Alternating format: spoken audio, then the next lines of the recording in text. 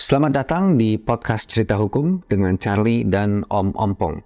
Sebelum kita mulai, saya ingin menyampaikan bahwa saya bukan seorang ahli hukum. Tetapi, saya ingin berbagi cerita-cerita menarik dengan pengalaman saya di dunia hukum di Indonesia. Di episode kali ini, kita akan membahas sesuatu yang sangat menarik dan terjadi kepada saya sendiri, yaitu mengenai surat keputusan yang dikeluarkan oleh BPN Kabupaten Tangerang, Banten, mengenai pembatalan pencatatan peralihan sertifikat hak milik. Dan pastinya, cerita ini penuh dengan humor. Saya tidak sendiri, saya ditemani oleh teman saya yang sangat spesial. Halo Ompong. Halo semua, selamat datang.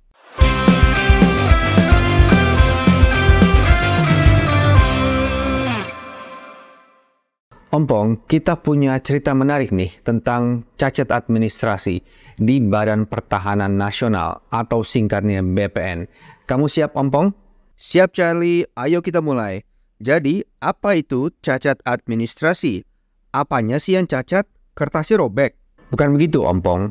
Intinya, surat ini dikeluarkan oleh BPN untuk membatalkan sertifikat hak milik atas tanah. Nah, ini terjadi kepada saya sendiri, Ompong. Sebagai informasi, sejarah tanah ini seluas 8,7 hektar dan sekarang berada di PIK 2. Nah, sejarahnya begini, Ompong. Pada 12 Maret 1982, SHM 5-Lemo telah dijual oleh pemilik pertamanya, Depitnyo, ke Chairil Wijaya. Pada 9 Februari 1988, Chairil Wijaya menjual SHM 5 Lemo ke Sumita Chandra, yaitu ayah saya sendiri. Anehnya, pada tanggal 3 Maret 2023, BPN Kabupaten Tangerang secara tiba-tiba mengeluarkan surat pembatalan pencatatan peralihan sertifikat hak milik nomor 5-Lemo seluas 87.100 meter persegi yang terakhir tercatat atas nama Sumita Chandra, yaitu ayah saya sendiri. Sekarang, tanah ini sudah menjadi bagian dari PIK 2. Nah, dalam surat keputusan yang ditandatangani oleh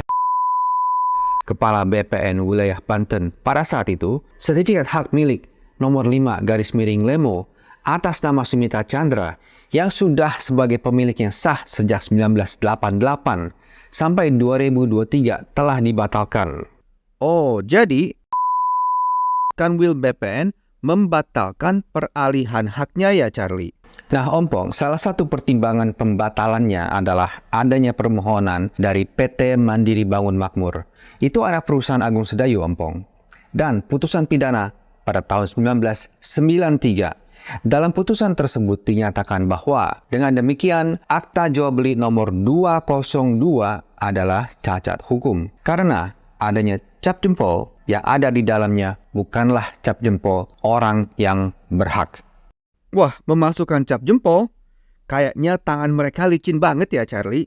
Betul sekali, Ompong. Depitnyo menjual tanah tersebut ke Chairil Wijaya di hadapan notaris. Depitnyo buta huruf. Dia tidak bisa tulis dan tidak bisa baca. Maka dia menggunakan cap jempol sebagai tanda tangannya. Seharusnya dia sendiri yang melakukan cap jempol pada saat menjual tanahnya ke Chairil Wijaya. Tapi akibat pemalsuan tersebut, Paul Chandra telah terbukti salah melakukan pemalsuan surat dan dijatuhi hukuman penjara 6 bulan dengan masa percobaan 2 tahun. Serta tanah tersebut dinyatakan cacat hukum. Waduh, benar-benar rumit ya, seperti sinetron aja. Betul, Ompong. Sebenarnya Depitnyo hanya digunakan namanya dan pemilik sebenarnya adalah si Paul.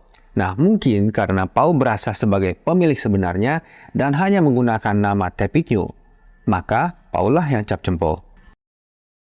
Nah, yang menariknya, sekitar tahun 1997, ada yang namanya Vera yang mengaku menerima hibah SHM 5-Lemo dari Depitnyo. Dan Vera ini menggugat keabsahan jual beli Depitnyo kepada Chairil Wijaya, serta menggugat keabsahan jual beli dari Chairil Wijaya ke Sumita Chandra. Tapi gugatan Vera gagal total pada tingkat banding di Pengadilan Tinggi Bandung. Nah, Vera juga mengajukan kasasi ke Mahkamah Agung, namun ditolak pada 12 April 2005. Jadi, meskipun cap jempol dipalsukan, AJB-nya tetap sah ya? Iya, meskipun ada putusan pidana yang menyatakan cap jempol Depitnyo dipalsukan, Depitnyo telah membuat surat kuasa yang menunjukkan persetujuan dan keterlibatan langsung Depitnyo. Ini seperti film drama hukum yang penuh twist.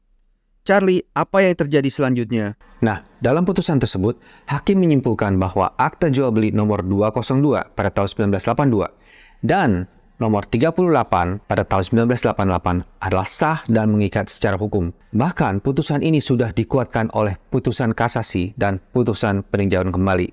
Wah, berarti putusan ini sudah tidak bisa diganggu-gugat lagi ya, Charlie? Betul sekali, Ompong. Sampai hari ini, belum ada satupun putusan pengadilan yang membatalkan AJB dari Tepitnyo ke Chairul dan Chairul ke Sumita. Dan belum ada satupun putusan pengadilan yang membatalkan SHM 5 Lemo atas nama Sumita Chandra. Luar biasa. Jadi, apa pelajaran penting dari kasus ini, Charlie? Nah, pelajaran pentingnya, Ompong, adalah bahwa integritas dan transparansi dalam setiap transaksi hukum sangatlah penting. Meskipun ada pihak yang mencoba merusak proses, jika kita mengikuti prosedur dengan benar, hukum akan berpihak kepada kebenaran. Setuju, Charlie. Dan juga pentingnya memiliki bukti-bukti yang kuat dan sah untuk mendukung kasus kita ya. Benar sekali, Ompong.